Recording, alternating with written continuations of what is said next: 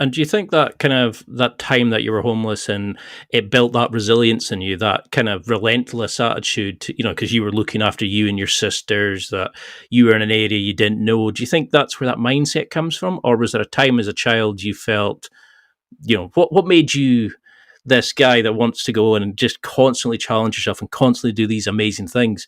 Do you think there's inbuilt, or is there an event you can think of that it kind of was promoted from? I think there's probably a number of factors. Going back to the homeless one, you've gone from being in a very stable home, having a mother and a father being fed and things like that, to not having a father figure, not knowing when you're going to be fed, fighting in the playground. Me and my sisters were the only Caucasian white kids in the playground, so you can imagine the attention that brought. So straight away that built a defensive layer for me in being able to think about a young age, 8-year-old, being able to protect yourself and your sister and your mum and things like that.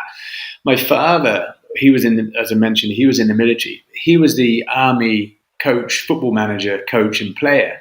So I didn't really know much about the military other than my dad plays football. It's what we would call a tracksuit soldier.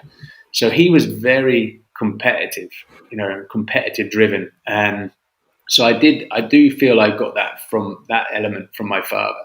Even on Christmas Day, there'd be competitions on the ball games. Everything was a competition, which I liked. Yeah. I like got a brother like that. I like that competitive drive and things like that. And the great thing as well is, for me, I was always trying to beat my dad. And my dad, I do it with my kids. If they want to race up the stairs, I won't let them win until they can win.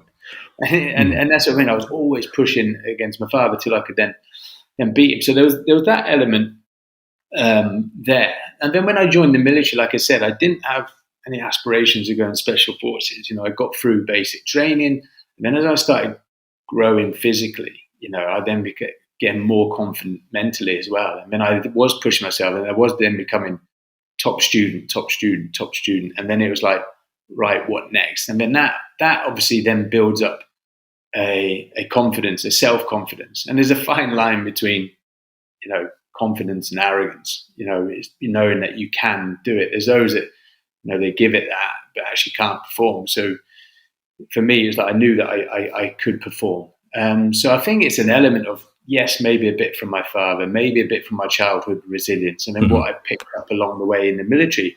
And in the military, I was also looking at those, my peers, and learning. I was like a sponge. I was literally learning as much as I could from all these people, from their experiences when they went on special forces.